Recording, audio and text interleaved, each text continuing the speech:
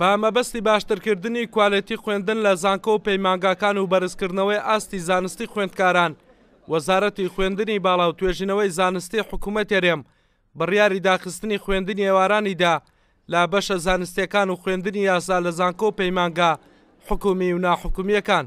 ئەنجومەنی وەزارەتی خوێندنی باڵا و توێژینەوەی زانستی بڕیاریدا بە داخستنی سەرجەم بەشەکانی ئێواران ئەوانەی کە بەشی زانستین و هەروەها بەشی یاسا لە ئێواران لە تەواوی زانکۆ حکومیەکان و زانکۆ تایبەتەکان. لە زانکۆ تایبەتەکان نزیکەی 62 بەش داخراوە لە کۆی 232 بەشی ئێوارانە و لە زانکۆ حکومیەکان لە کۆی 258 بەشی ئێواران نزیکەی 143 بەش داخرێت. کاتێک کە خوێندنی ئێواران نامێنەوە کووتمان مەبەست لەو بڕیارە بەرزکردنەوەی کواڵیتی خوێندنی بەیانیانە، بۆیە خوێندنی بەیانیان دەکرێت دەوام بەپی پێویستی درێژەکرێتەوە.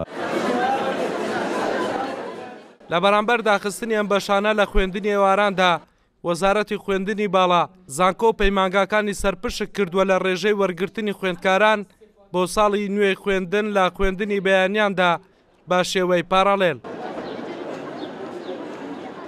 بەبار زانراکەیمە بەشە زانستیەکان داخین، بەڵام مقابلی ئەوە ئێمە پارالێلی بەیانیان زیاد بکەین. یعنی ئێمە مەسەرەن کاتی خۆی دەمانتوانی لە 10 تا 120 قوتابی لە بەیانیان بە پارالێل وەربگرین، زیاد لەو کە پلانێکە دامان ناوە.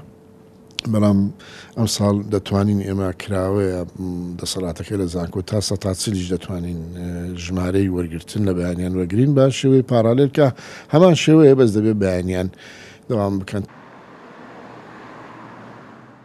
ئەنجومەنی وەزارەتی خوێندنی باڵا لە بەرنامەی دایەوکاری لەسەر کردووە بۆ خوێندنی ساڵانی داهاتوو بە یەکجاری خوێندنی ئێواران لە تەواوی بەشە زانستیەکان لە زانکۆ و پەیمانگاکان نێڵێت و گرنگی زیاتر بە خوێندنی بەیانیان و وەرگرتنی خوێندکاران دەدات بە شێوەی پارالێل.